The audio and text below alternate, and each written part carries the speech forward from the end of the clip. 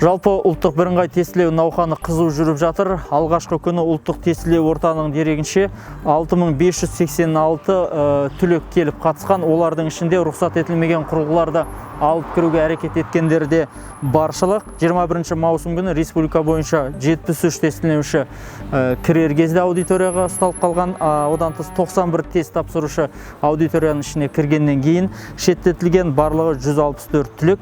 Енді олардың нәтижелері жойылып, биылғы жылы тестке мүлдем қатыса алмайтын болып отыр.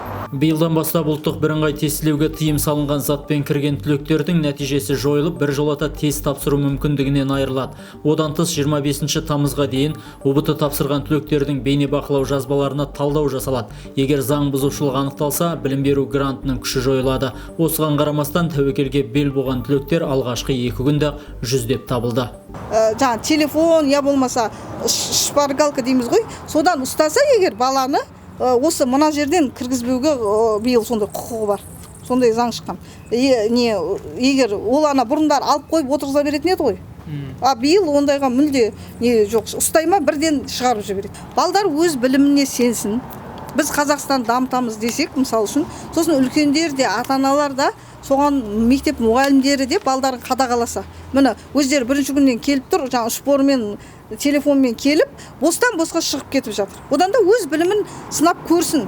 Мынау Алматыдағы тестілеу пункттерінің бірінде ата-аналардың орталық мамандарын қыспақ қалып жатқан сәті. Ғимаратқа кіріп бара жатқанда тыйым салынған құралдары тәркіленген түлектердің туыстары қайта тест тапсыруға мүмкіндік беруді сұрап тұр. Ал кейбіреуі апелляциялық шағым беруге кешігіп келген. Ата-аналар бізге сұхбат беруге келіспеді, талаптың тым қатал екенін айтумен ғана шектелді.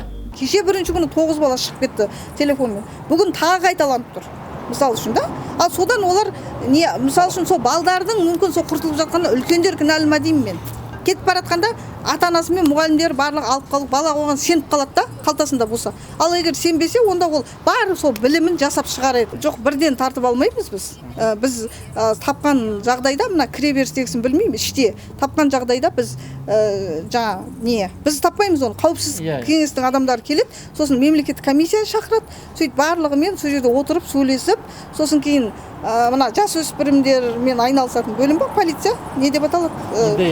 Солардың бөлімшенің адамдары келіп, мектептің директорлары келіп, сол жерде барлығымен әңгіме жүргізіледі. Олар бірден алып, міне деп шығарып тастамаймыз біз. Алда УБТ-ның әлі 13 кезеңі бар. Арнайы мониторинг топ мүшелері, тест орталығы мамандары, ұлттық қауіпсіздік комитетінің қызметкерлері жеңілдік болмайтынын ескертеді. Құзырлы орган оқушылар мен мұғалім мекеме басшыларына адалдық, парасаттылық, сенім қағидаттарын естен шығармауды сұрайды. Ришат Асқарбекұлы, Алматы, Азаттық рухы.